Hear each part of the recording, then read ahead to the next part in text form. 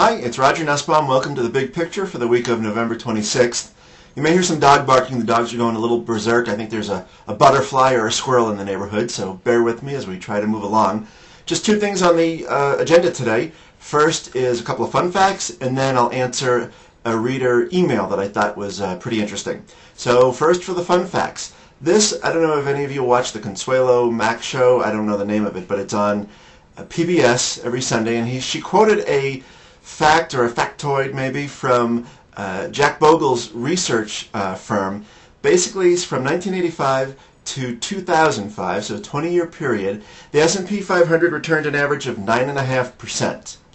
Over that same time period, actively managed mutual funds, so here they're paying the fee and whatever else they need to do, marketing and yada yada, averaged 6.4% annualized per year. So 9.5 down to 6.4.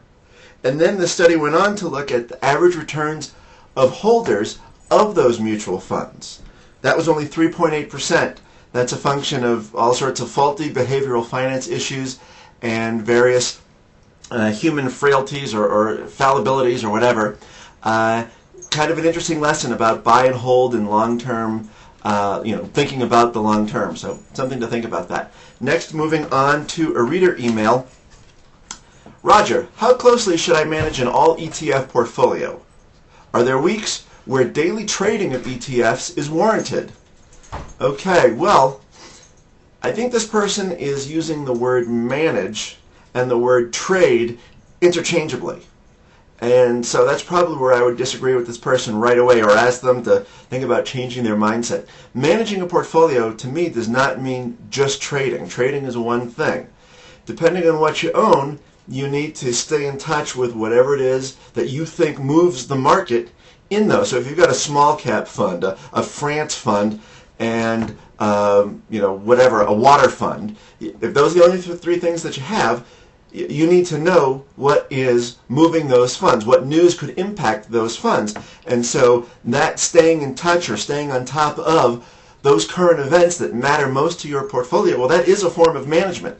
There's no trading involved, but so that is management.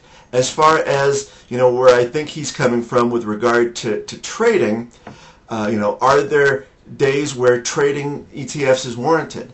Anytime you place a trade, it should be warranted. There are times where you need to rebalance for whatever reason. Either something's down a lot or something's up a lot. News comes, the cycles change. So there are, that can happen at any time, or at least your perception of it occurring can happen at any time. And when you do perceive it, something needs to be changed, you got to place the trades.